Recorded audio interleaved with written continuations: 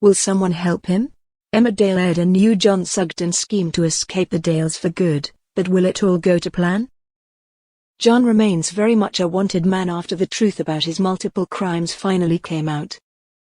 Yet despite a continued strong police presence in the village, tonight's episode saw John successfully sneak his way around and seek out a potential ally to help him evade prison.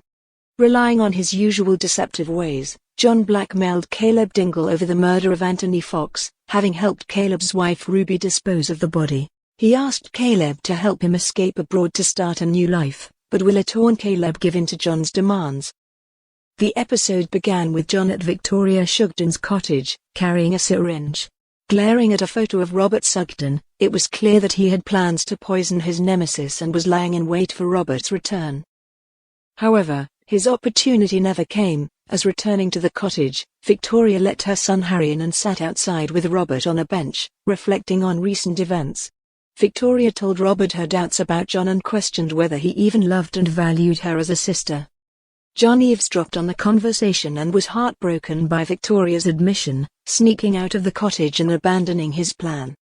John then turned up at Caleb's depot and revealed his newly hatched plan to escape prison. He reminded Caleb that he knew where Anthony's body was and that he could lead the police there to discover it. Caleb pushed back at John's threat, telling him that he believed he'd be able to pin Anthony's murder on him and that it would be believable given his track record. However, John reminded Caleb that Ruby's DNA was all over Anthony's body. Do you want your wife to go to prison? John said. Next truck going to Europe, you get me inside. Meet me here alone at 2 p.m. Later, Caleb turned up at the agreed time, with John joining him in the car for a chat. Caleb told John that he would be driving a truck to Rotterdam tomorrow morning and that John could hide inside it. See you tomorrow, John replied, leaving Caleb alone in the car.